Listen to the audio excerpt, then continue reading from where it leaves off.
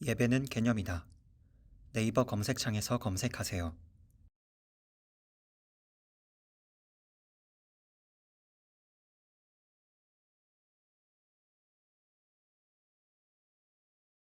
하나님 말씀 오셨습니다. 우리 지난 본문하고 같은 본문입니다. 우리 마태복음 13장 20절과 21절 말씀 보시겠습니다. 하나님 말씀은 마태복음 13장 20절과 21절 말씀 찾으셨으면 제가 봉독하겠습니다. 돌밭에 뿌려졌다는 것은 말씀을 듣고 즉시 기쁨으로 받되 그 속에 뿌리가 없어 잠시 견디다가 말씀으로 말미암아 환난이나 박해가 일어날 때에는 곧 넘어지는 자요. 아멘. 시간은 철로역정 8번째 강의가 되었습니다. 절망의 늪이라고 하는 부분을 보도록 하겠습니다. 절망의 늪. 철로역정 본문 한번 볼까요? 이제 나는 꿈속에서 그들의 이야기가 다 끝나갈 무렵 그들이 평원 한가운데 있는 깊은 수렁에 매우 가까이 다가가 있는 것을 보았다. 그들은 이야기에 정신이 팔려 무심코 걸어가다가 갑자기 그만 둘 다 깊은 진흙 수렁에 빠지고 말았다. 이 진흙 수렁의 이름은 절망의 늪이었다. 이들은 한참 동안 빠져나오려고 허우적거리다가 온 몸이 진흙투성이가 되고 말았다. 크리스천은 등에 짊어진 무거운 짐으로 인하여 진흙 수렁 속으로 점점 가라앉기 시작했다.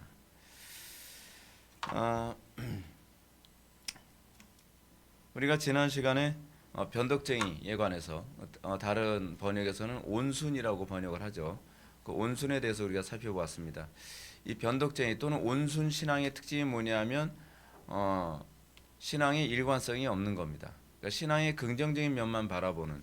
근데 여러분 이 온순 신앙이 사실은 오늘날 한국교회 안에 굉장히 비일비재한 신자들의 모습입니다. 한국교회 상당수 사람들이 교회에 나오는 이유 전도부터가 우리는 그렇게 시작하지 않습니까? 신앙생활에 대한 아주 긍정적인 요소만을 얘기하면서 교회에 나오도록 하죠. 소위 우리는 그런 사람들을 라이스 크리스천이라고 얘기하잖아요. 그죠? 예수 믿으면 뭐가 좋다. 예수 믿으면 그러니까 뭐 좋긴 좋은데 그 좋은 것이 육신적인 요소를 가지고서 소위 기복적인 관점 또는 번영적인 관점으로 교회에 오게 되는 것. 좀 애석하게도 이제 오순절 교단이 이런 영향을 굉장히 많이 줬습니다. 오순절 교단에 의해서 많은 사람들이 교회에 나오는 또 예수를 믿는 이유 그 목적이 번영적인 목적, 뭐 사업에 성공한 뭐 사업 성공을 위해서 뭐 예수를 믿는다든지 병 고침을 위해서 예수 믿는다든지 뭐 인생의 어떤 뭐 복을 위해서 예수 믿는다고 하는 거 이방 종교하고 아무 차이가 없죠. 옛날에 우리 어머니는 아니고요. 예, 여러분들의 어머니 수는 있어요.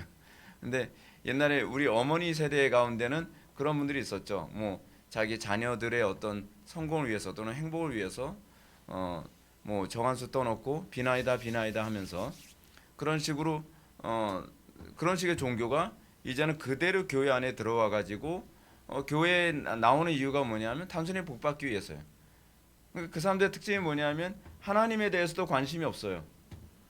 그러니까 요즘 여러분 잘 보세요. 이 부분, 이 기복적인 관점이 예수 믿고 천당 가는 거하고도 굉장히 많이 직결되어 있다니까요.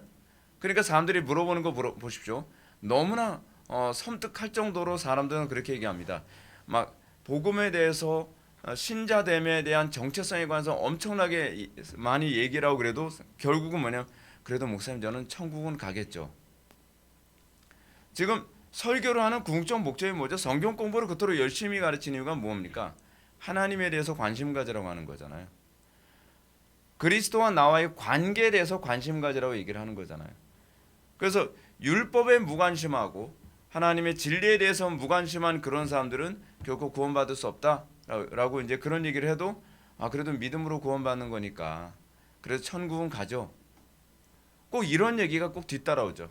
꼭 기복이죠. 네. 다른 게 기복이 아닙니다. 결국은 그리스도께 초점이 맞춰지지 않고 내가 천국에 간다고 하는 이런 문제조차도 사실은 기복적인 부분이죠. 불교하고 무슨 차이가 있죠? 여러분 기독교 이외의 다른 종교들은요 특징이 자기가 믿는 신에 대한 사랑에 대한 고백이 없어요. 신을 사랑해서 그 신앙을 추정하는 것이 아니라 그 신을 믿음으로써 나한테 어떤 유익이 있느냐에 주로 초점을 맞추고 있거든요. 그러니까 우리 오늘날 기독교 신앙이 정말 너무 성경에서 떠난, 너무 이방 종교화 돼버렸다고 하는 것이 뭐냐면 우리가 믿는 하나님에 대해서 전혀 관심이 없다는 게 문제예요. 알려고 하질 않아요. 그러니까 여러분, 교리라고 하는 것이 사실 그거잖아요. 교리라고 하는 것은 하나님을 아는 지식들을 얘기하는 거거든요. 근데 교리 얘기하면 되게 싫어해요. 한국 교회가요. 왜 교리 얘기하면 싫어할까요? 근데 뭐 복 받는 거, 또는 뭐 은사 받는 거, 뭐 신비한 체험하는 거, 그럴 때는 막 눈이 번쩍번쩍하죠. 반짝반짝해요. 그런데 교리를 얘기하게 되면 어떤 현상이 나타나냐면, 그거야.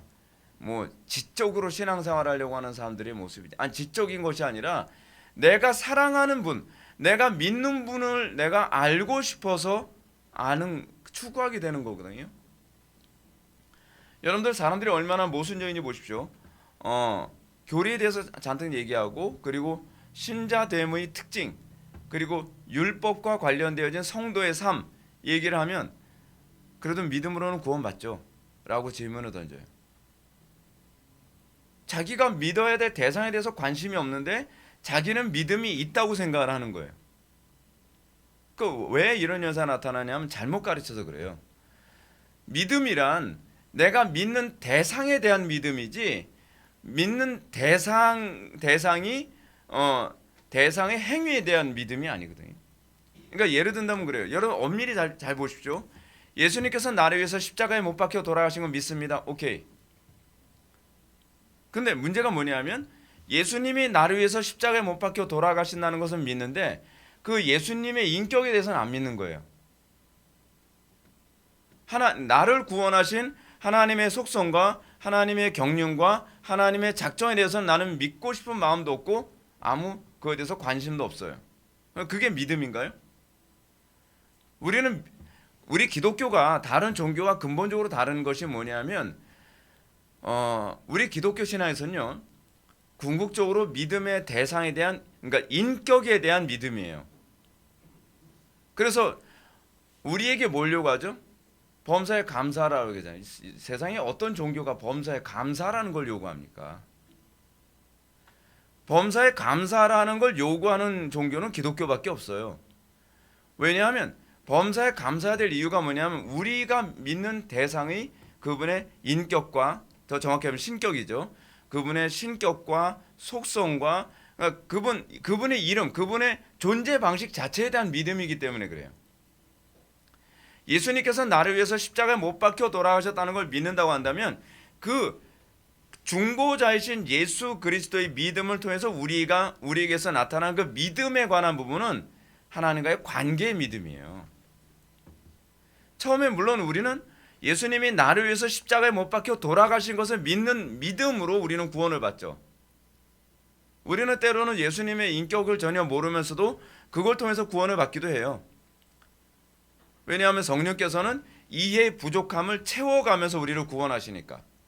옛날에 최건동 목사님 전도할 때 그러셨잖아요. 예수 천당 불신지옥 그것만 외쳤는데도 예수님 영접하고 구원받은 사람이 있어요. 근데 오늘날도 그 흉내내면서 기도는 최건동 목사님처럼 하지도 않고 최건동 목사님처럼 성령 충만하지도 않은데 예수 천당 불신지옥 외치면 다 구원받는 줄 알아요. 겉모양만 흉내내는 것. 신앙은요, 겉모양이 아니라 본질이거든요. 본질이에요. 여러분들 조심하세요. 우리가 항상 조심해야 되는 게 뭐냐면, 겉모양을 흉내내려 하지 마시고 신앙의 본질을 내가 가지고 있느냐에 대해서 관심을 가지세요. 그렇잖아요. 예를 한번 들어볼게요. 여러분 태권도 격파 엄청 잘하는 사람들 있죠. 그 사람들 보면은 막 태권도 격파를 그냥 딱 하면 막 기와장도 막 깨뜨리고 뭐 벽돌도 막 깨뜨리고 그래요. 제가 뭐 이런 거 좀 좋아하다 보니까 유튜브에 가끔가다 그런 게 나오면 그걸 또 자꾸 보게 돼요. 근데 태권도, 그 미국의 태권도를 이제 처음에 이렇게 그 전파하던 그런 사람이 있는데, 그 한국인이요. 그 사람이 나이가 한 60대인데 여전히 그 격파할 수 있는 힘이 있는 거예요. 그래서 사람들한테 막 영어로 얘기하면서 태권도 이렇게 대단합니다 하면서 벽돌, 진짜 그 벽돌이요, 그 영국의 그 건물 세울 때 쓰는 그 벽돌을 갖다 놓고 산 거예요. 좀 약간 좀 약한 거 허물허물한 거 갖다 놓지. 근데 그 벽돌을 갖다 놓고서 거기다 격파하는 거예요. 그래서 막 인터뷰하면서 제가 보여드리겠습니다. 그래서 딱 하는데 그냥 폭 그냥 뚫려요. 잘 보세요. 모양을 그대로 흉내낸다고 해서 그게 뚫리나요? 우리는 자꾸 착각을 하는 게 있습니다. 우리는 신앙생활에서도요, 이 모양만 흉내내면 그게 신앙일 거라고 생각하는 거예요. 아니에요. 그러다가는 이거 다 박살납니다. 그 사람이 이거를 깨뜨릴 때, 벽돌을 깨뜨릴 때는 이 사람은 그만큼 내공이, 우리 소위 그런 거 얘기하면 안 하잖아요. 내공이 충분히 쌓였으니까 그냥 자신 있게 쳐서 이 벽돌을 이렇게 깨뜨리는 거거든요.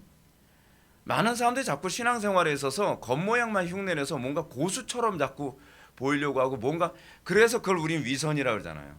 자기의 하나님께 대한 경외심은 없는데 성경책 옆구리에 딱 끼고서 할렐루야. 그러면 이게 이제 경건인 줄 아는 거예요. 제가 이렇게 하지 말라는 게 아니에요. 네. 내면에 하나님에 대한 믿음이 가득해서 할렐루야 했을 때 거기서 할렐루야 하면서 막 사람들 넘어지고 막 난리 날 수도 있어요.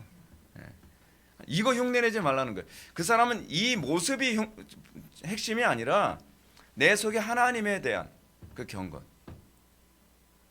근데 그 경건의 내용은 없으면서 겉모양만 자꾸 흉내내려고, 겉모양만 자꾸 경건하게 보이려고 하는 거. 신앙생활에서 우리가 조심해야 될 게 그거라니까요. 겉모양이 아니라 더 중요한 바 의와 인과 신이에요.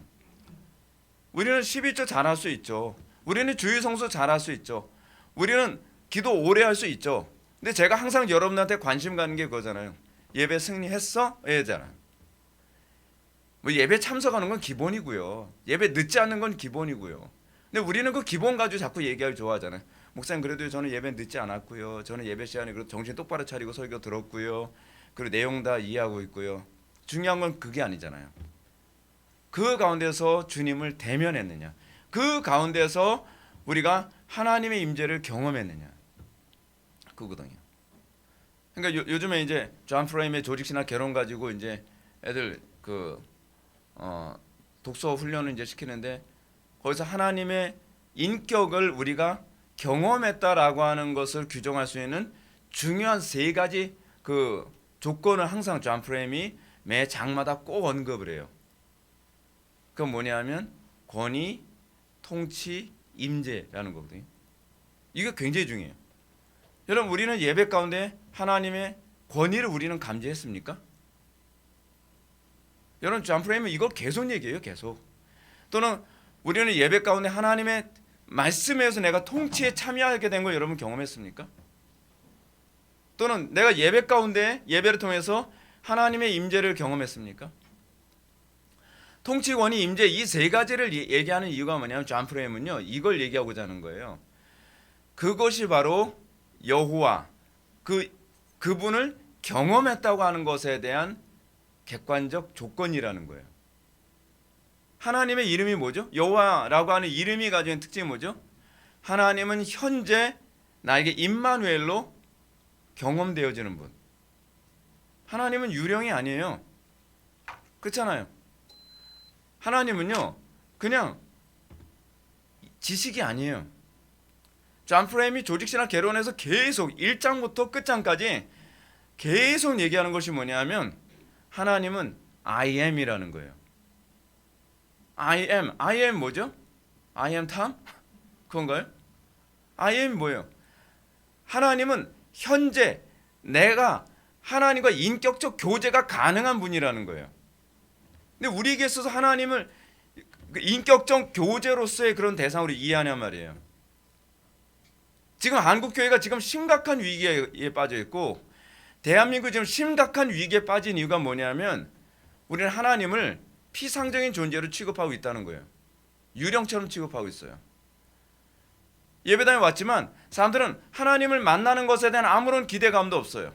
예배를 한다고 하는데 그 예배는 그냥 헛개비, 그냥 허상에다가 어떤 형식을 그냥 첨가한 그런 종류의 종교 예식 정도로밖에 인식을 하지 않는단 말이에요. 근데 하나님을 인격적으로 우리가 경험하고 있는 소위 I am, 그 헬라어는 에고에임이거든요. 그것이 히브리어로 여호와인 거예요. 여호와. 근데 그 여호와 하나님 현재 내가 인격적으로 교제한다고 했을 때 그 인격적인 교제의 기본적 조건이 뭐냐는 거예요. 통치권이 임재라는 거죠. 우리는 예배 가운데 그게 있냔 말이에요.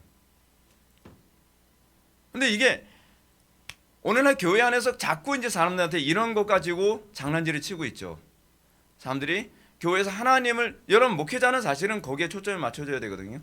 어떻게 하든지 오늘 이 예배당에 참석한 회중들이 하나님의 실존을 경험하고 돌아가게 만드는 것에 모든 관심을 쏟아야 돼요. 저도 요즘 그것 때문에 굉장히 애간장이 타요. 우리 교회 성도들이 날마다 공적 예배 가운데, 여러분 예배 가운데 하나님의 권위, 그게 뭐로 나타나죠? 경외심. 그렇죠? 하나님의 그 권위를 여러분들 느끼나요? 하나님께서 내 마음을 통치하고 계시다는 거 느끼나요? 하나님의 임재, 하나님의 나타나심, 뭐를? 말씀으로 나타난 거죠. 신비적인 것으로 나타난 것이 아니라, 우리가 그 가운데서 내가 오늘 예배 딱 마치고 나서 내가 주님을 배웠나이다. 그럼 안 변할 수가 없죠. 우리는 그 하나님을 뵙고 나서 두려웠던 마음이 우리는 담대함으로 세상으로 돌아가고, 나약했던 마음이 강해서 돌아가고, 어리석었던 우리가 지혜로워져서 돌아가고, 사랑이 없었던 우리의 마음이 우리가 사랑으로 가득해서 돌아가는, 거기에 예배의 위대함이 있는 거죠. 우리는 그거에 대해서 관심이 없어요. 설교자도 그런 게 있는지조차도 몰라요. 예배는 옵션이지. 교인들도 지루해하니까 설교는 짧게 하고 찬양 많이 하고 사람들이 다 즐길 수 있게 인위적으로 볼 수 있는 하나님을 만들기 위해서 자꾸 황금송아지를 예배당에다 자꾸 만드는 거죠. 황금송아지. 어떻게 해요? 예수 믿고 병 고침 받았다, 예수 믿고 복 받았다. 황금송아지를 자꾸 만들어내는 거죠. 그것 때문에 사람들이 예배당에 오는 걸 좋아하는 거죠. 그 감동 예화 막 얘기하고 그런 것들이요. 자, 하여간 이 변덕쟁이와의 이 교제에 관해서 한번 봅시다. 이때 나는 꿈속에서 그들의 이야기가 다 끝나갈 무렵 그들이 평원 가운데 있는 깊은 수렁에 매우 가까이 다가가 있는 것을 보았다라고 얘기합니다. 우리는 지난 시간에 변덕쟁이, 다시는 온순의 특징을 우리 살펴보았죠. 변덕쟁이는 기독교 신앙을 가지고 있는 사랑을 향하여 거부감 없는 친화적인 사람입니다. 우리 교회 나오는 사람들 중에서도 상당수의 사람들이 복음에 대해서 친화적인 그런 의도를 가지고 교회에 나온 사람들 굉장히 많습니다. 그러니까 여러분 상식적으로 여러분들을 좀 이렇게 이건 염두에 두어야 돼요. 우리 교회 오는 사람들이요, 상식적으로 이게 맞으니까 온 사람들이 많아요. 무슨 얘기냐면 신앙 일에서가 아니라 그냥 상식적으로 맞기 때문에 온 사람들이 많다는 거예요. 왜냐하면 기존의 교회가 너무 몰상식한 교회가 너무 많으니까. 특히 상당수의 젊은이들이 그래요. 젊은이들은요, 비판의식이 굉장히 발달한 나이대이기 때문에 청년들을 봤을 때 교회에서 이런 뭐 이상한 짓 하고 무슨 뭐 코미디나 하고 앉아 있고 뭐 그러면은 이런 얘기를 해요. 그 청년들이 입으로요. 아유, 저건 아니지. 저게 무슨 복음이야. 내가 봐도 아닌 것 같은데. 예를 들어서 긍정의 힘 있잖아요. 긍정의 힘, 우리는 굉장히 좋다고 해서만 난리도 아니잖아요. 어떤 경우는 난리를 넘어서만 브루스까지 추잖아요. 그 난리 브루스. 근데 우리들은 좋다고 하는데 오히려 불신자들이 봤을 땐 저게 무슨 복음이야, 심리학이지. 불신자들은 분별하는데 기존의 교인들은 분별을 못해요. 객관성을 잃어버린 거죠. 왜냐하면 이미 그런 거짓된 가르침에 세뇌됐기 때문에 그래요. 그러다 보니까 사람들이 상식적인 그런 교회, 합리적인 그런 교회를 찾아다닌 거죠. 그러면서 우리 교회로 오게 되는 거예요. 우리 교회 같은 교회는 그래서 오는 사람들이 상당히 많이 있어요. 근데 그런 사람들이 정말 복음에 관심이 있어서 우리 교회 왔느냐 아니냐에 관한 문제는 그 다음의 문제예요. 정확하게 하나님을 믿겠느냐라고 했을 때는 거기서 이제 불편해지기 시작하는 거예요. 아니, 나는 이 교회가 상식적이고 그리고 그래도 맞는 소리 한다고 생각하니까 이 교회에 왔지. 내가 이렇게 불편하게 신앙생활하고 내가 이렇게 내 삶 전체를 다 포기하면서 여러분들이 우리 교회 와서 느끼는 게 하나 있죠. 우리 교회는 사실 많은 거 요구하지 않습니다. 진짜 많은 거 요구하지 않아요. 마스크를 끼고 있어서 어떤 표정인지 잘 모르겠어요. 살짝 웃는 것 같아요. 아니 많은 거 요구하지 않잖아요. 근데 제가 거짓말 하나요 진짜? 아니 제가 주일 성수, 낮 예배, 오후 예배, 수요 예배, 금요 기도에 이거 이상 제가 뭘 요구해요 제가. 근데 문제가 뭐냐면 문제가 이 네 가지만 지키는 것, 네 가지, 굉장히 어감이 그렇죠? 예, 이 네 가지만 지켜도요, 여러분들 라이프 스타일을 다 바꿔야 돼요. 기존에 여러분들이 수요일 날 하던 거 그거 접어야 되고요. 기존에 여러분들 금요일 날 여러분들 하던 거 접어야 되고, 주일 낮 예배 낮과 오후에 여러분들 시간을 활용하던 하던 거 다 포기해야 돼요. 근데 희한하게 어느 거 하나는 다 걸려요. 우리 신화의 선배들이 기가 막히게 잘 집었죠. 수요일이야. 수요일하고 금요일만 걸려놓으면 가짜들은 힘들어할 걸. 뭐 그런 건지 어떤 건지. 근데 이거를 지키는 것조차도 사람들은 이제 굉장히 불편하기 시작을 하죠. 내가 그러니까 주일 성수만 잘하면 되는 거 아니야? 왜 굳이 꼭 수요 예배까지야? 왜 금요 기도회까지야? 근데 이제 여러분들이 이제 우리 교회에서 신앙생활 하다 보면 제가 강요는 안 하지만 매일 기도하러 나오죠.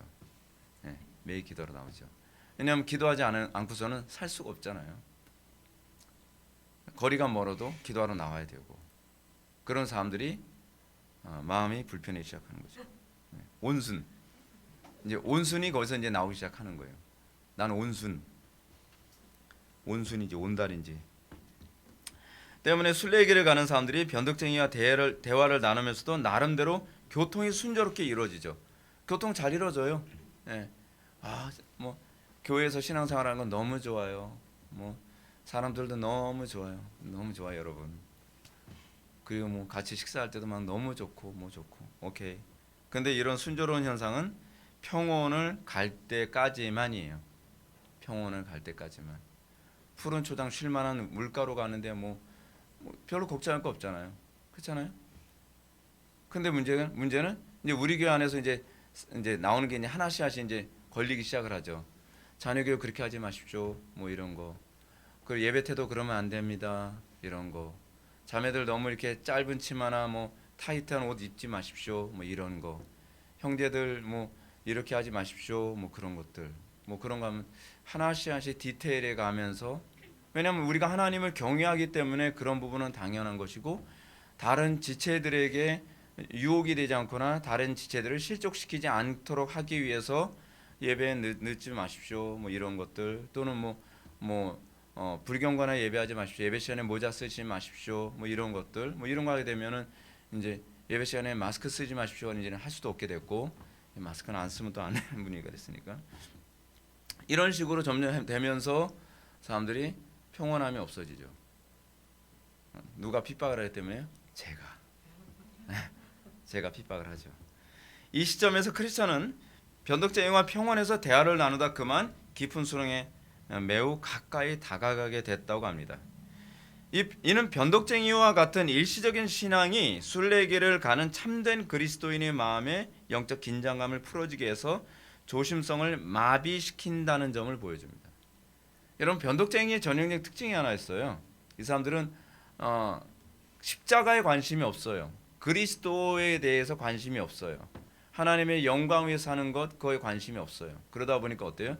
사람들하고 대화를 나누면서도 자꾸 다른 사람들의 마음을요, 그 뭔지 모르겠는데 자꾸 느슨하게 만들어요. 여러분, 우리 주변에 그런 사람도 있죠. 그러니까 신앙적인 요소 아니래도요, 뭐 이념적인 요소라든지 안보적인 요소라든지 대화를 나눌 때 이 사람하고 나누면 긴장되는 것이 아니라 느슨하게 만드는 사람들이 있죠. 좋은 친구 아닙니다. 여러분 주변에, 이건 인간적인 차원에서 그렇습니다. 여러분 주변에 어떤 사람이 좋은 친구입니까? 나에게 도전을 주는 사람, 나에게 자극을 주는 사람. 근데 게으른 사람들은 그런 사람하고 사귀는 거 싫어합니다. 왜냐하면 이런 사람 만나면은 내가 노력을 하는 게 싫은 거예요. 그렇죠? 노력하는 게 싫으면 어떻게 해요? 재수 없는 거죠. 전에 제가 사람들 정서적으로 안정감 주는 거 뭐 그건 상담해 주고 그런 사람 중에 김창욱이라고 한 사람 있잖아요. 김창욱 들어보셨죠? 김창욱 그 사람이 그 고등학교를 이제 공고를 나왔거든요. 공고를 나와가지고 이제 성악가로 이제 대학을 성악가를 가게 됐는데 이제 공고 다닐 때는 뭐 별로 이렇게 열등감이 없었대요. 열등감이 없는 이유가 뭐냐면 다 공부를 못하니까. 그분 얘기로는 그 뭐 1등하는 친구 보면서도 전혀 열등감을 품질 않았대요. 그래서 나도 마음만 먹으면 1등해. 딱 2달이면 나 1등 한다니까. 왜냐면 다들 마음을 안 먹으니까. 예. 졸업할 때까지 마음을 안 먹는데요, 다들. 그래서 마음만 먹으면 다 1등을 한 번씩은 할 수 있는. 그래서 내가 노력을 안 해서 내가 1등을 못한 거지. 난 마음만 먹으면 나 1등 한다니까. 전혀 열등감 없이. 근데 그렇게 해서 이제 대학을 딱 들어갔는데 성악과를 딱 갔는데 서울대 성악과를 딱 만나면 그 도전을 받는 것이 아니라 어떤 현상이 나타나요? 그분이 이제 그런 얘기예요. 아니 무슨 노래를 머리로 하나? 목소리로 하지? 그런 식으로 비아냥거리는 거예요. 사실은 여러분 어떤 사람들이 건강한 사람이죠?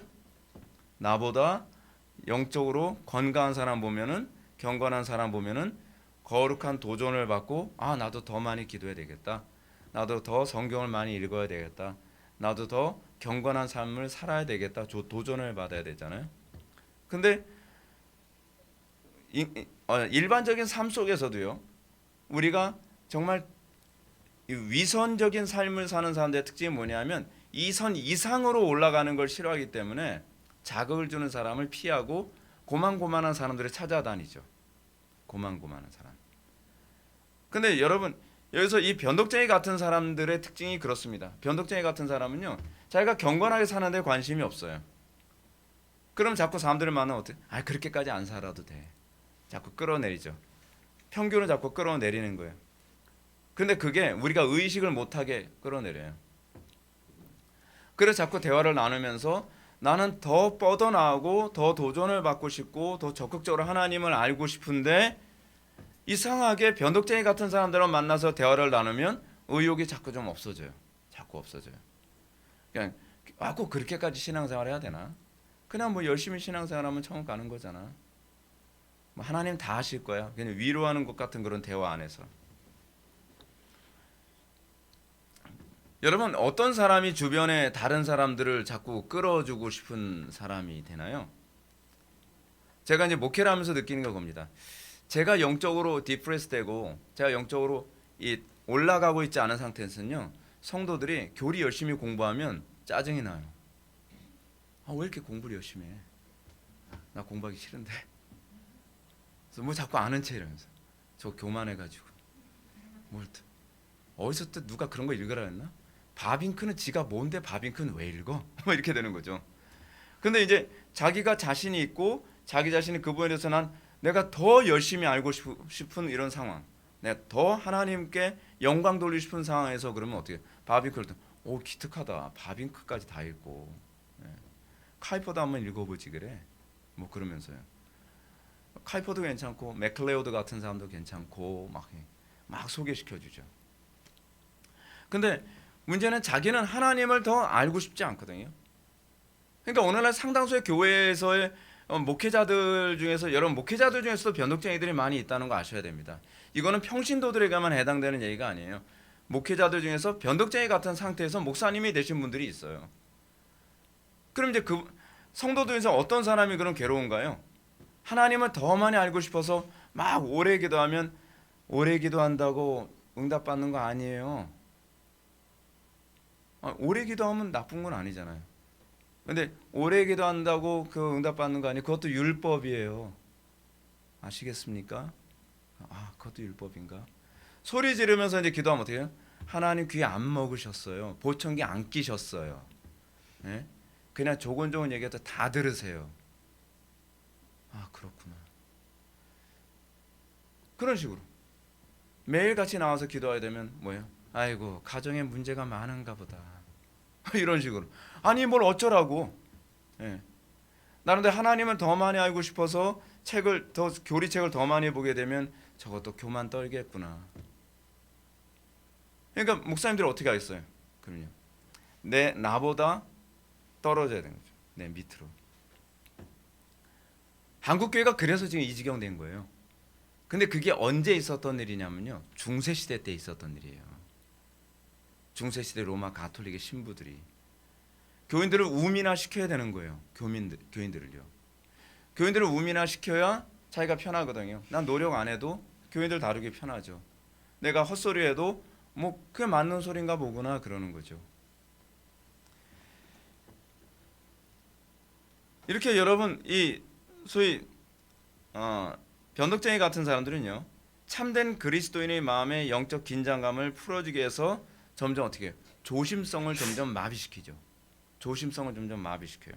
왜냐하면 변덕쟁이와 같은 위장된 크리스천들은 항상 기독교 신앙의 본질적인 면이나 영적 긴장감을 위한 대화를 거북하게 여기기 때문에 그래요. 영적 긴장감 주는 거 싫어하죠. 그냥 좋은 게 좋은 거 아니에요?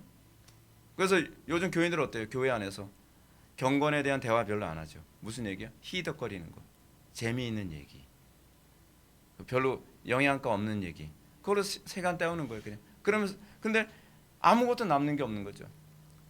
번연 시대 그 어떤 여자들의 대화를 번연이 들었다 그랬잖아요. 근데 그 여자들의 대화가 어떤 대화였어요? 신앙의 본질에 대한 대화였죠. 그래서 그 날라리 같던 번연조차도 굉장히 충격을 받았잖아요. 오늘날 과연 우리들이 나누는 대화, 오늘날 기독교인들이 나누는 대화들은 안 믿는 사람들이 들을 때 소위 충격을 받을 수 있는 그런 대화를 나누나요? 기독교인들이 대화 나누는 거 딱 들어보니까 아이고, 기독교인들 대화 나누는 게 수준이 참 저질이다. 우리하고 별반 다르지도 않네. 그렇게 되면 안 되죠. 그리스도인들이 대화를 나누는 것은 좀 더 본질적이고 영적이며, 그리고 정말 진리에 대한 열망이 그들 속에 있다는 것을 느낄 수 있을 정도의 그런 대화이어야 되지 않겠습니까?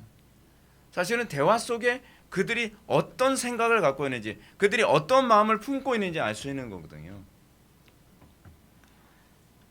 따라서 이들과 신앙의 긍정적인 면을 이야기하다 보면 자기가 점점 절망의 늪을 향해서 가고 있다는 걸 의식하지 못해요. 신앙은 여러분 긍정적인 면에서만 은혜가 되는 게 아닙니다. 우리가 예수 믿음으로 고난을 받음, 예수 믿음을 통해서 우리에게 나타나는 내 죄에 대한 그런 처참함, 그렇잖아요. 근데 우리 팀 모임 때 그런 대화가 불편하게 느껴져서 교회 떠난 사람들 상당히 많이 있어요. 근데 저는 그 풍토를 포기하고 싶지 않은 거예요. 우리가 영혼의 문제에 관해서 같이 대화를 나눌 수 있는 건 교회에서나 대화를 나눌 수 있지, 밖에 나와서 영혼의 문제에 관해서 여러분 대화 나눌 수 있습니까? 없죠. 근데 교회에서조차도 영적인 대화를 나누는 것을 불편해한다면 그를 어떻게 그리스도인이라고 얘기할 수 있겠냔 말이에요. 영적인 대화만 얘기하면 그냥 그렇게 말이 많던 사람이 침묵을 해요. 조용해요.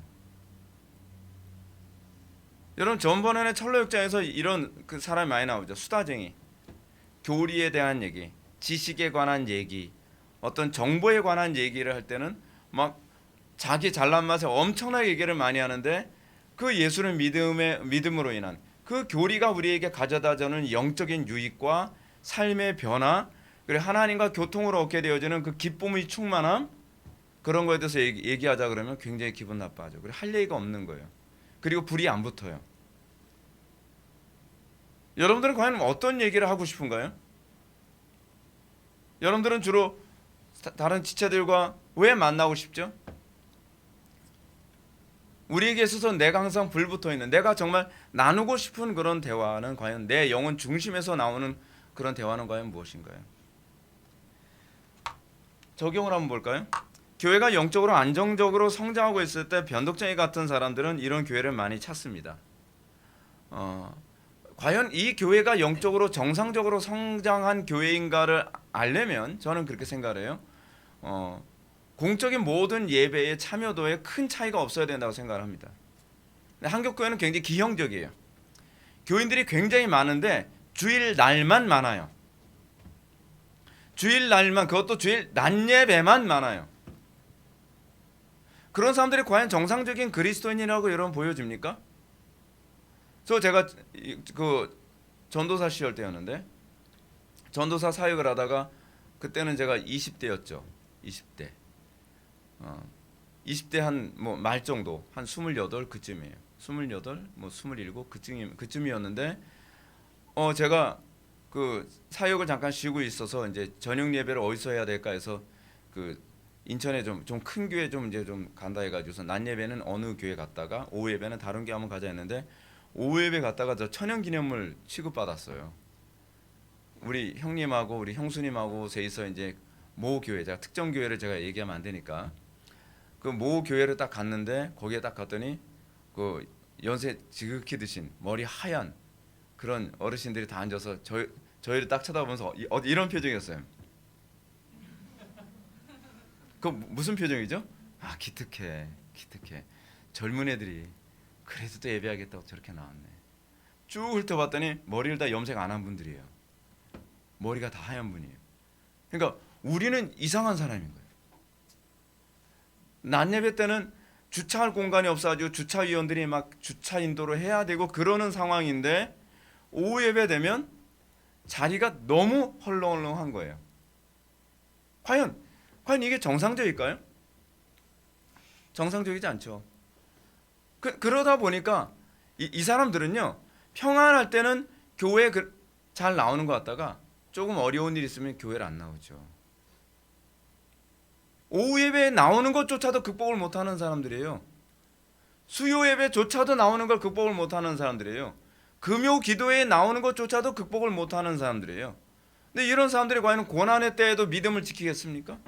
고난의 때에도 내가 정말 그래도 죽으면 죽으리라 하나님 말씀대로 살겠습니까? 그러긴 제가 보기에는 힘들 거라고 생각이 들어요. 그래서 제가 여러분들한테 그러는 거죠. 여러분 이 정도의 김 목사가 하는 핍박에도 견디지 못한다고 한다면 여러분들이 과연 어떻게 믿음을 지키겠습니까? 그렇잖아요. 네. 여러분들이 수요 예배 가운데서도 하나님을 만나기를 원하고 금요 기도회 가운데서도 정말 깊은 기도의 그 체험을 하기를 원하고 주일 낮 예배와 오후 예배 때도 하나님을 어떤 어려움이 있어도 장애를 극복해가면서 예배를 드리려고 하는 이 조그만 거 하나하나가 쌓여서 반석에 세운 집같이 되는 거거든요. 여러분 이거 무시 못합니다. 여러분 그렇잖아요. 그 운동도 우리 애들 이제 운동하는 거 보게 되면 검도 맨날 하는 게 그거든요. 머리 치고 뭐 양머리 치고 뭐 손목 치고 허리 치고 맨날 이거 가지고서 몇 년을 해요. 10년, 20년을 해요. 별거 아닌 것 같죠? 그러면서 그게 내공이 쌓여가는 거예요. 신앙도 똑같아요. 근데 문제는 그거예요. 여기서 조심해야 될 게 하나 있어요. 이거를 뭐 10년을 하더라도요. 매번 정성껏 하는 사람과 매번 대충 하는 사람은요. 나중에는 완전히 달라요. 대충 하는 사람 우리는 신앙적으로 위선이죠. 여러분 검도가 왜 무서운지 아십니까? 검도는요. 매번 칼 한 번을 할 때마다 정성을 다해 최선을 다해서 정확하게 칼을 이렇게 하는 훈련해야 돼요. 정말 성실해야 돼요. 모든 운동이 사실 다 그렇잖아요. 근데 이거 한번 성실하게 하는 것이 훈련이 안 되면 사실은 이게 몸에 배요. 위선이. 그러면 그 관장 같은 사람이 그러죠. 그렇게 해서 검도 못해. 하려면 제대로 해야 돼. 매번. 예배 한 번. 제가 지금 생각해보면 저는 한 30년 동안 설교를 제가 한 몇천 번 한 것 같아요. 5천 번 이상은 하지 않았을까 싶어요. 근데 그 매번 한 번의 설교에 최선을 다하고 그 설교 한 번에서 하나님의 영광 보기를 정말 열망하고 설교자도 그렇게 해야 되고 예배에 참여하는 여러분들도 매번 그렇게 예배를 참여해야 돼요. 가장 고치기 힘든 사람이 어떤 사람인지 아십니까? 이게 몸에 대충 하는 게 몸에 밴 사람이에요. 대충 하는 게 몸에 밴 사람은요. 관장이 아무리 야단을 쳐도 못 고쳐요. 관장이 막 화가 나죠. 그렇게 하지 말라 그랬지. 죽도 그렇게 하지 말라 그랬잖아. 정확하게 매번 짜듯이 물 짜듯이 이렇게를 하란 말이야. 소용없어요. 그때뿐이에요. 그럼 다시 또 대충 하죠.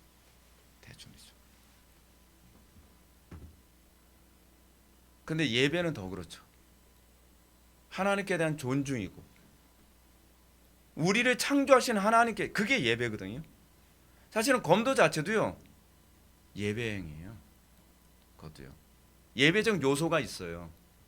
모든 것이 예배적 요소를 갖출 때라야만 거기에 탁월함이라는 게 나와요. 여러분, 장인이라는 개념이 나왔죠? 그 종교개혁 이후에. 근데 그 사람들이 장인이 된 이유가 어디 있죠?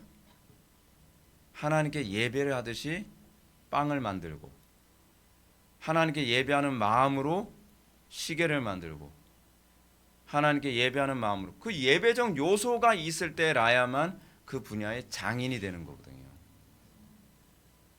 검도는요, 사실은 깊이 들어야 되면, 그래서 검도 자체는요, 예배예요. 우상 숭배거든요. 제가 이거에 대해서 이제 자세하게 대한 말씀을 안 드리겠지만, 우리는 이 찬송을 하나님께 올려드려야 돼요.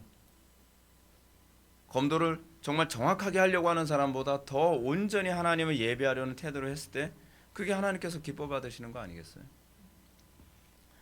예배도 정말 하나님께 영광을 돌리겠다라고 하는, 아니 검도도 하나님께 영광을 돌리겠다고 하는 그런 마음으로 검도에 임하는 사람은 대충 하지 않겠죠.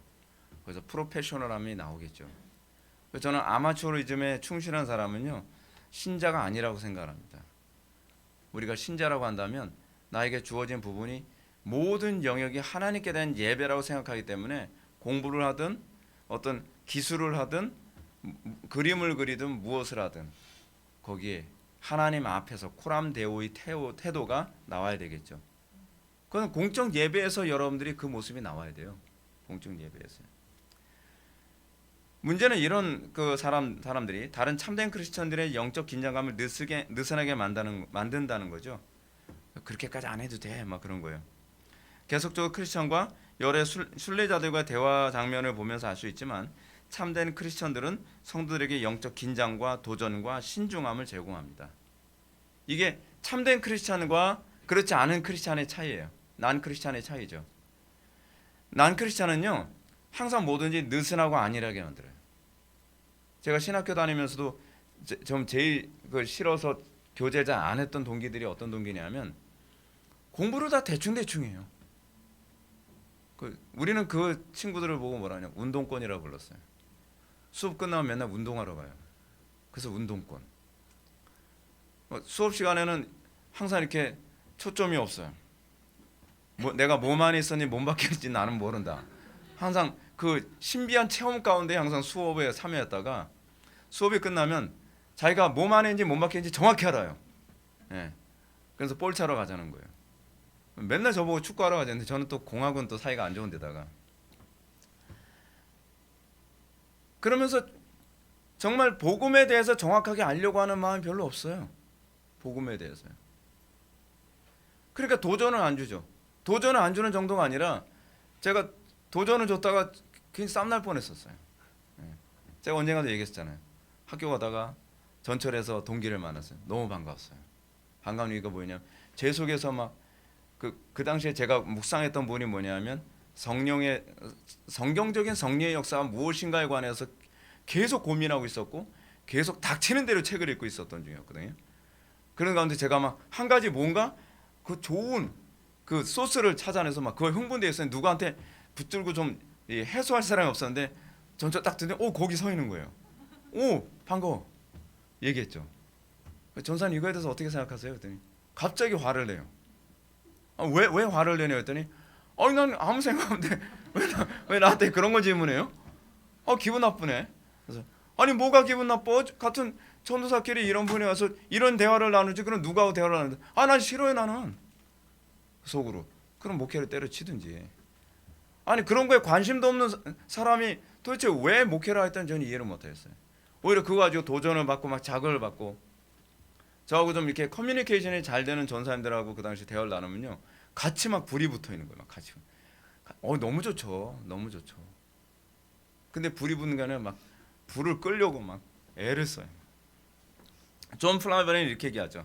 언젠가 제가 금주의 묵상에 제가 실었던 부분인데 존 플라베는 은혜의 방식 중에서 참된 성도들과의 교통이 주는 유익을 다음과 같이 언급했습니다. 성도의 교제는 그리스도인들에게 있어서 자신의 영적 상태를 지킬 수 있는 매우 효과적인 방편으로 적용됩니다. 타인의 겸손함으로 자신의 교만을 죽이고 다른 이의 활력과 생명력을 보고 더욱 힘을 냅니다. 다른 이의 신중함과 진지함이 또 다른 이의 방종과 허용을 지적하고 어떤 이의 천상적인 마음이 세상에 빠져 있는 자신의 마음을 돌아보게 합니다. 제가 우리 교회 성도들하고 제가 교제 나누는 걸 굉장히 좋아하는 이유가 여기 있어요. 성도들하고 교제를 나누다 보면 제가 느슨해지고 해이해지는 부분을 그 대화를 통해서 막 질책하는 걸 느껴요. 저는요 요즘 이런 경건의 문제에 대해서 제가 고민해요. 막 그럼 내가 이 부분에서 내가 잠들어 있었구나. 그래서 너무 고마운 거예요.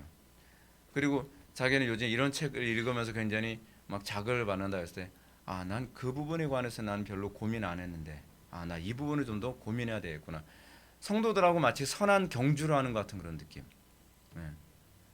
이제는 저는 그래요. 이런 부분이 우리 자녀들하고도 그래요. 우리 자녀들하고도 이런 선한 경쟁을 하는 관계가 되고 있다는 것에 대해서 굉장히 즐거움을 느껴요. 어떤 질문할 때 나 그 부분은 생각 못 했는데 저런 생각도 하네. 이제는 동력자가 돼가고 있는 그런 느낌. 성도는 사실은요, 목회자는요, 성도들의 영향력에 굉장히 도움을 많이 받습니다. 저는 제가 영적으로 디프레스 됐을 때 성도들하고 있는 시간 되게 좋아하거든요. 왜냐하면 성도들하고 같이 교통을 나누면서 자극을 받고 또 새로운 영적인 힘을 공급받고 그리고 또 새로운 힘을 얻죠. 근데 맥 빠지는 소리 하는 사람하고 같이 있으면 막 너무 힘든 거죠. 저도 그때는 힘든데. 근데 우리 교회 성도들하고 같이 대화를 나누면 성도들이 힘든 것 때문에 막 그 하소연하는 것 같아도 그 가운데는 하나님을 붙잡는 그 은혜에 대한 모습이 있어서 너무 힘이 되고 좋아요. 자, 절망의 늪을 한번 볼까요? 여기서 절망의 늪은 죄인이 말씀과 성령에 의하여 자신이 비참함과 더러움을 보게 됐을 때 생기는 절망감과 괴로움을 동반하는 내적 현상을 말합니다. 그래서 여러분 회심하기 전에는요, 죄에 대한 지적을 들었을 때 되게 힘들죠. 왜냐하면 자기는 그 말씀대로 안 살아지거든요. 나에겐 그런 마음이 없거든요. 설교를 들으면 저 말씀은 이거 나에게 해당하는데 나는 되게 절망적인데 나는 저런 부분에 대한 그 열정이 없는데 그것 때문에 굉장히 힘들어지죠. 나는 지옥 백성인가? 뭐 이 생각도 들고 나는 선택받지 못한 거 아닌가? 이런 절망도 오고 그렇죠. 근데 여러분 그것이 나쁜 게 아닙니다. 그런 생각이 드는 사람이 오히려 선택받은 사람만 들을 수 있어요. 아시겠습니까? 왜냐하면 선택받지 않았다면요. 그러니까 성령의 조명이 없다고 한다면 아예 관심도 없어요. 자, 오늘 여러분 본문에서도 이 부분 한번 보시면 그 이사야서의 예언 한번 볼까요? 13장 14절. 이사야의 예언이 그들에게 이루어졌으니 일렀으되 너희가 듣기는 들어도 깨닫지 못할 것이요 보기는 보아도 알지 못하리라. 이 백성들의 마음이 완악하여져서 그 귀는 듣기에 둔하고 눈은 감았으니 이는 눈으로 보고 귀로 듣고 마음으로 깨달아 돌이켜 내게 고침을 받을까 두려워함이라. 어떤 사람이 정말 복된 심령인가요? 찔리는 게 복이 있는 겁니다. 괴로운 게 복이 있는 겁니다. 왜냐하면 그래야 자극을 받고 도전을 받고 변화하니까. 근데 문제가 뭐냐면 자극을 안 받는 게 문제예요. 자극을 안 받는 게. 아무리 얘기해도 듣기는 들어도 남 얘기처럼 들리고 보기는 보아도 남 얘기처럼 보이는 거예요. 이건 되게 심각한 거죠. 그 내 얘기처럼 들려도 달콤하게 달게 들리는 것이 아니라 안 듣고 싶은 거예요. 귀를 막고 싶은 거죠. 강팍한 거죠. 이거는 정말 심각한 상태입니다. 어떤 상태가 가장 좋은 상태냐면 나에게 주시는 말씀이라는 것이 분명히 느껴지고 그러면서도 자기가 부드러운 마음으로 느껴서 나 회개해야 되겠다. 안 되더라도 회개해야 되겠다라고 하는 이런 마음이 자꾸 드는 게 정말 복된 마음인 걸 믿으시기 바랍니다. 예. 그래서 여러분 번연은 이곳을 유죄 판결을 받은 자들로부터 나오는 온갖 더러운 찌꺼기와 허물들이 흘러 들어와 모인 곳이랍니다. 때문에 죄인들이 자기 죄를 깨달았을 때 그의 영혼 속에 일어났던 온갖 두려움과 의심과 절망들이 모두 이곳으로 흘러와 고여 있게 됐다고 합니다. 설교를 통해서 또는 성경을 읽는 가운데 또는 여러분들 우리 신앙의 선배들이 쓴 경건서적을 읽다 보면 어떻게 해요? 절망감이 몰려오죠. 나는 심판받아 마땅한 존재구나. 나는 가능성 없는 존재인가 보구나. 나는 아무리 예배 참석해도 난 달라지지 않는데, 나는 아무리 기도해도 난 달라지는 게 없는데, 나는 아닌가? 나는 아닌가? 그런 말에 속지 마십시오. 그 사탄이 주는 음성입니다. 그 과정이 반드시 있습니다. 중요한 건 여러분 인생을 살아가면서 그렇잖아요. 뭐 이게 쉬워서 제가 말씀드리는 건 아니고요. 저도 매번 피해가고 싶은 건 사실인데 인생에서 어려운 일이 있을 때 피해가서 얻을 건 사실은 하나도 없습니다. 인생에서 어려운 일이 있을 때 그거를 항상 어떻게 돌파할 것인가를 고민해야만 합니다. 인생은요 끊임없이 산 넘어 산이에요. 저도 인생 살면서 지금 50년을 살면서 느끼는 게 산 넘어 산이에요. 인생 사는 거 너무 힘들죠. 근데 인생은요 피해서 피해지는 게 없어요. 피하면 더 큰 산이 기다리고 있어요. 철로역정의 내용은 그거잖아요. 철로역정이요. 좀 편하게 살겠다고 새길 초원길 갔다 어디 절망의 거인 만나는 거잖아요. 여긴 절망의 늪이지만 타협을 하고 피해가면은 여러분 그때는 쉬울 것 같죠. 근데요 인생은 그렇게 쉽지 않습니다. 인생을 제일 쉽게 사는 방법이 무엇이냐면요 하나님 말씀대로 순종해서 넘어서는 거예요. 믿음으로 넘어서는 거. 그게 사실 인생 제일 쉽게 사는 방법입니다. 어차피 인생은요 어려워요. 어려워. 이것은 어느 시대든지 강단 사역을 통해서 죄의 질책을 받고 성령의 조명을 통해 각성하여 자신의 죄인됨과 비참을 자각하게 된 사람들이 보여주는 반응이죠. 상당수 사람들이 여기서 낙담하고 세상으로 돌아가려 합니다. 여러분들 제가 여러분한테 이런 권면 드릴게요. 여러분 우리 교회에서 제 설교를 듣고 또는 여러분들이 이런 가르침을 받으면서 낙담을 해가지고 여러분들 옛날 그냥 그쪽 교회로 다시 갈까? 그쪽 교회 가면 그래도 죄는 지적 안 하는데 그렇게 생각하지 마세요. 걔가 그 토하였던 것을 다시 먹는 격이 돼버립니다.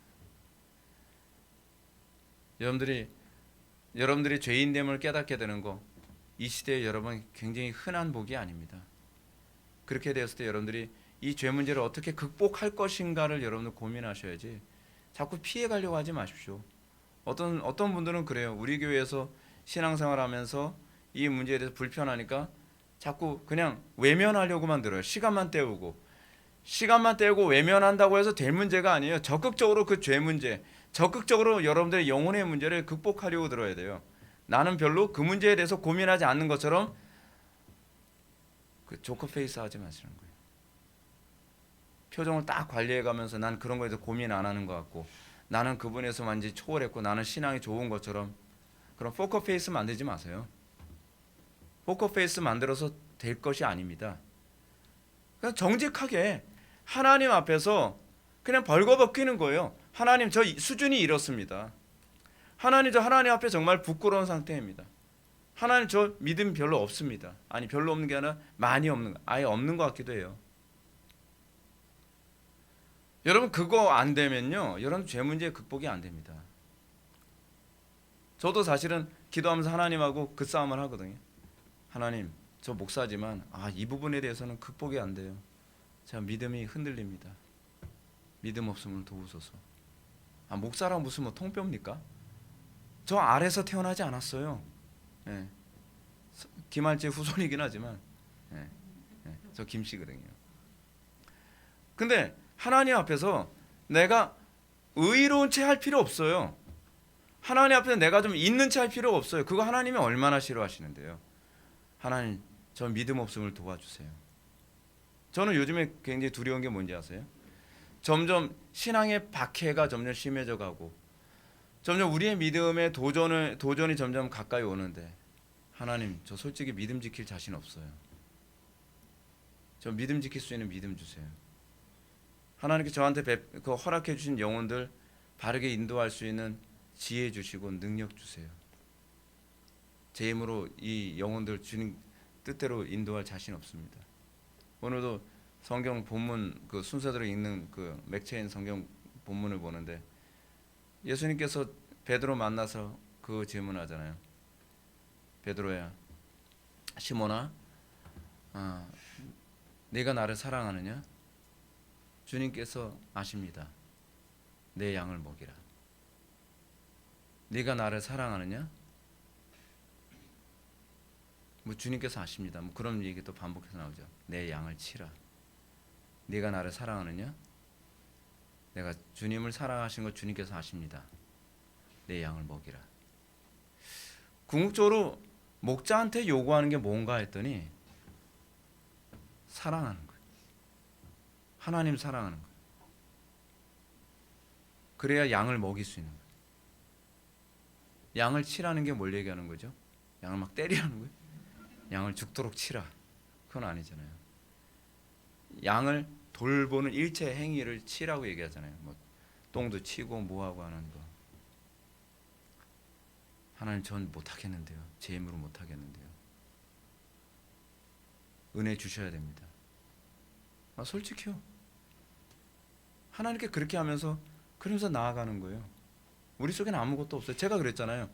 우리는 소금이 아니에요. 소금의 실체는 그리스도예요. 짠맛을 내는 주체는 그리스도시지, 우리가 그 소금을 품을 때 우리가 만나는 소금이 되는 거지, 그리스도와 연합하지 않은 상태에서 우리는 소금의 역할을 할 수가 없어요. 시간이 가면서 점점 더 느끼는 게 그리스도를 소유함이 너무 소중하구나. 내가 그리스도를 소유하지 않으면 목사다운 목사 못하겠구나. 참 힘들어요. 하나님 앞에 여러분 솔직하게 그냥 벌거벗은 상태에서 난 믿음 없음을 도우소서. 하나님, 저 죄 문제 해결 안 됩니다. 이 죄 문제 해결될 수 있게 도우세요. 그래서 씨름하는 거예요. 그 하나님이 기뻐하시죠. 세상으로 돌아갈 생각하지 말고요. 그리고 옛날에 편하게 신앙생활하던 교회로 돌아갈 생각하지 마십시오. 제가 여러분들 뭐 교회 숫자 줄어들까 봐 하는 소리 아니에요. 안타까워서 하는 소리예요. 우리 교회에서 신앙생활하다가 교회를 떠나서 좀 편하게 신앙생활하는 교회, 은닉 자중하며 신앙생활할 수 있는 교회를 찾아다니는 그런 성도들 보면서 왜 저렇게 신앙생활을 할까? 그런다고 해결되는 문제가 아니잖아요. 고민을 떨쳐버리려고, 갈등하지 않으려고, 쉽게 신앙생활하려고 다른 교회, 편한 교회에 딱 찾아간다고 해서 그 문제 해결되나요? 해결되지 않거든요. 점점 더 힘들어지거든요. 하나님께서 문제를 드러내셨으면 그 문제를 끝장을 보세요. 언젠가는 끝장을 봐야 돼요. 근데 미루면 미룰수록 여러분들 마음은 점점 더 강팍해지고요. 미루면 미룰수록 여러분들의 몸은 점점 노화돼서 그 죄와 싸우기는 점점 버거워져요. 기도 생활하기가 점점 힘들어져요. 그리고 정말 중요한 문제는, 여러분들의 죄 문제는요, 시작했을 때 기도로 뿌리를 뽑지 않으면 마음이 점점 강팍해진다는 겁니다. 그리고 같이 그 죄 문제와 같이 싸울 수 있는 공동체가 있을 때 효율적으로 싸울 수 있어요. 혼자서 죄 문제가 잘 처리가 안 됩니다. 공동체가 그래서 중요해요. 한번 적용 한번 보겠습니다. 크리스천은 변덕쟁이와 말을 많이 하는 바람에 신앙의 신중성을 상실하면서 기도를 게을리하고 절망의 늪에 빠지게 된 것입니다. 김홍만 박사는 이렇게 절망의 수렁의 시험은 영적 의무, 특히 기도의 의무를 게을리할 때 만날 수 있다고 지적합니다. 정말 공감합니다. 실제로 제가 목회하면서 절망의 수렁에 빠진 사람들이 기도 생활을 점점 등한시할 때 이 일이 일어나요. 이건 100% 맞는 얘기예요.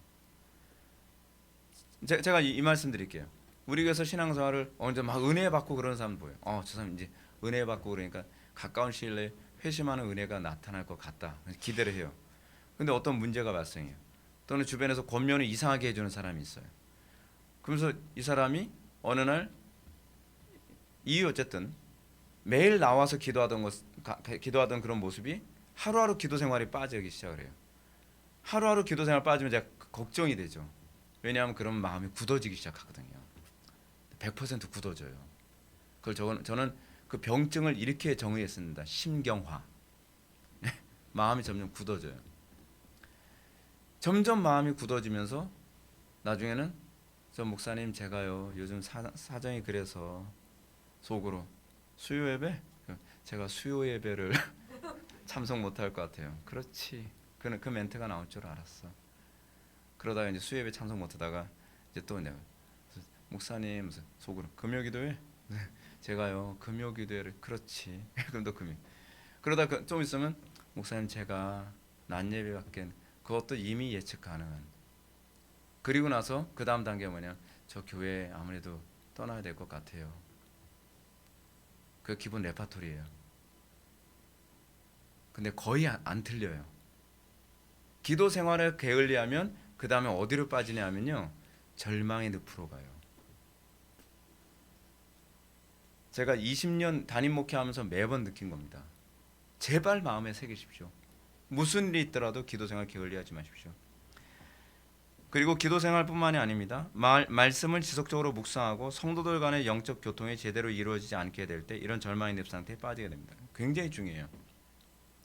기도생활 이제 늦추잖아요. 그러면 자동적으로 뭐가 같이 따라오냐면요, 말씀의 묵상이 안 일어나요. 말씀 묵상이 잘 안 일어나니까 교인들을 만나는 게 불편해요. 왜냐하면 대화할 게 없거든요. 이게 정확한 과정이에요. 이건 항상 그래요. 쉬지 않고 그래요. 범사에 그래요. 이런 차원에서 신앙생활 초기 단계에서 좁은 문으로 들어가기 전에 영적으로 신중하고 올바로 인도해줄 경건한 사람들과의 교제는 매우 중요합니다. 경건한 성도는 신자가 영적으로 절망의 늪에 빠질 때 큰 힘과 도움을 줍니다. 한국 초대교회는 이런 이유 때문에 신앙이 들어가기 시작할 때 불신자하고 교제를 하지 말라고 권해요. 왜냐하면 안 좋은 영향을 자꾸 받으니까요. 크리스천이 절망의 늪을 어떻게 극복했는가, 이거 보고 이제 말씀 마치겠습니다. 첫 번째, 분명한 목적 의식이 있었습니다. 변덕쟁이, 즉 약한 마음과 크리스천의 특징은요, 죄의 짐에 대한 무게 여부로 갈라집니다. 변덕쟁이는 죄의 무게를 느끼지 않았습니다. 그러니까 굳이 어려움을 극복해 가면서 좁은 문을 향해서 갈 필요를 느끼지 않았죠. 그러니까 절망의 늪에 딱 빠졌을 때, 에이, 세상 돌아가자, 아무것도 아니네, 곧바로 세상으로 돌아가죠.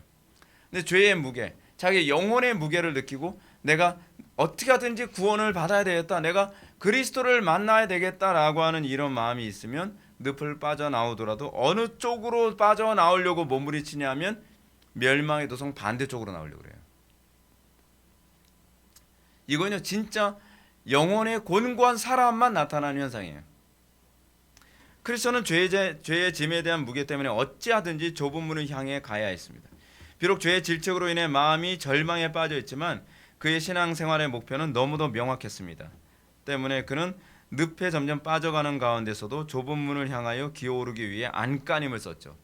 그래서 여러분들, 이런 사람들의 특징이 뭐냐면요, 마음이 부드러워서 막 흔들리고 있을 때 책망을 하게 되면 정신을 차리고서 그래도 그 절망의 늪에서 빠져나오려고 애를 써요. 근데 영원한 천성에 대한, 그리고 자기 영혼에 대한 구원의 그 열망 때문에 그냥 예수 믿으면 뭐 천당 간다고 하니까, 또는 회복의 교회 다니면 그래도 뭐 좀 제대로 좀 신앙생활 할 수 있다고 생각하니까 뭐 그 정도의 생각을 가지고 우리 교회 찾아온 사람들 같은 경우는 이제 생각이 복잡해지기 시작하는 거죠. 복음이 여기만 있나? 이제 그렇게 얘기가 되는 거예요. 뭐 구원이 여기만 있나? 저 그런 얘기 한 적 없거든요. 꼭 여기 다녀야만 신앙생활 잘할 수 있나? 합리적으로 맞는 얘기죠. 그렇죠? 근데 그것은 영적으로 건강할 때 하는 소리예요. 그리고 그것이 정당한 논리가 될 수 없는 이유가 뭐냐면 복음대로 가지 않으려고 하는 명분으로 그걸 찾고 있기 때문에 그런 거거든요. 여러분, 구원이 우리 교회만 있는 거 아닙니다. 맞습니다. 제대로 된 설교 우리 교회만 있는 거 아닙니다. 다른 교회도 있습니다. 맞습니다. 꼭 이 교회 다녀야만 은혜를 받는가? 그거 아닙니다. 맞습니다. 근데 그 조건을 찾는 이유는 더 하나님 말씀대로 살기 위해서가 아니라 이 위기를 피해 가기 위한 조건으로 찾고 있다는 차원에서 틀려먹은 거죠. 도움이 안 됩니다. 그러나 이 크리스천은 자기의 죄의 문제를, 무슨 일이 있어도 이 문제는 해결해야 된다라고 하기 때문에 이 사람이 안간힘을 쓰며 그리스도를 향해서 가는 거죠. 두 번째는 절망의 늪을 극복한 것은요, 도움으로 가능했습니다. 이게 말이 좀 웃기는데, 뭐 어떻게 이름이 도움인 걸. 신앙생활은 혼자 하는 게 아닙니다. 구원은 개인적인 것이지만 구원이 이루어지기 위해서는 교회의 도움이 필수적입니다. 그래서 교회를 성도의 어머니라고 얘기하잖아요. 하나님은 성도들의 전도를 통해 복음을 듣게 하시고 권면과 기도를 통해 순례의 도움을 받게 하셨습니다. 특히 이런 절망의 상황에서 설교자의 설교는 큰 힘을 발휘합니다. 때문에 사탄은 이런 시기에 성도가 교통하는 것이나 설교 듣는 자리를 멀리하게 합니다. 이게 이제 전형적인 방식이에요. 이 절망의 늪에 빠져 있을수록 어떻게 해야 돼요? 기도하는 자리에 나와야 되고요. 내가 절망의 늪에 빠졌다고 생각됐을 경우에는 성도의 교통함을 더 추구해야 될 때고, 내가 절망의 늪에 빠졌다라고 판단됐을 때는 더 예배의 자리에 나와야 되거든요. 이게 복 있는 심령입니다. 근데 잘못 가는 사람들, 정말 하나님의 은혜에서 멀어지는 사람들은 정반대로 가죠. 좁은 길 방향으로 가는 것이 아니라 세상적 방향으로 가는 거예요. 절망의 늪에 빠졌으니까 옛날에 마셨던 맥주 다시 한번 시작을 하고, 세상 친구 만나서 어떻게 좀 풀어보려 애를 쓰고, 그리고 세상에 내가 즐기고 내가 위로받던 그런 것을 다시 찾으면서 어떻게 해요? 좁은 문과 반대쪽으로 다시 가면서 그 절망의 문제를 해결하려고 하는 거죠. 나를 편하게 해주고, 그리고 나를 죄 같은 거 지적하지 않고 그냥 코미디로 웃기는 그런 교회 가서 신앙생활이 되지 않을까? 그 교회는 뭐 기도하라고 별로 옥조이지도 않고, 뭐 주일 성수 낮 예배만 해도 뭐라고 얘기하지 않고, 그 나하고 친한 사람들 몇 명만 모여서 같이 있으면 뭐 너무 좋던데 뭐. 그러면서 진리하고는 멀어지고 그냥 위선적인 종교인으로 다시 돌아가 버려서 뭐가 돼 버리는 거죠? 개가 토하여 그 먹었던 것을 다시 먹는, 돼지가 몸을 씻었어도 다시 그 더러운 웅덩이에 자기 몸을 뒹굴게 되는 그런 상태로 이전보다도 나쁜 상태가 돼버리고 마는 것이죠. 사랑하는 성도 여러분, 영적 순례 생활 만만하지 않습니다. 영원한 천성에 도달하는 거 그렇게 쉽지 않습니다. 여러분들 삶에 나타난 수많은 어려움, 특히 여러분들 절망의 수렁과 같은 것, 그건 회심한 이후에도 계속적으로 나타나요.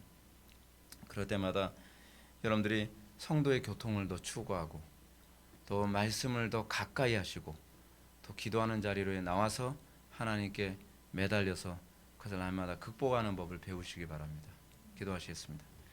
사랑이 많으신 하나님, 우리가 이 땅을 살아가면서 같은 순례의 길을 가는 성도들을 허락하여 주심을 감사드립니다. 우리 신앙의 동지들을 통해서 우리가 절망을 극복할 수 있게 해 주시고, 또 하나님의 임재 가득한 예배를 통해서 우리가 이 위기를 극복할 수 있게 해 주시며, 또 기도라고 하는 은혜의 방편을 주셔서 우리가 또 영원한 천성까지 갈 수 있도록 해주심을 감사합니다. 주님께서 허락하여 주신 이 은혜의 방편을 우리가 풍성하게 사용해서 주님 앞에서는 그날까지 날마다 승리할 수 있도록 복을 내려 주옵소서. 예수님의 거룩하신 이름으로 기도 올려옵나이다. 아멘.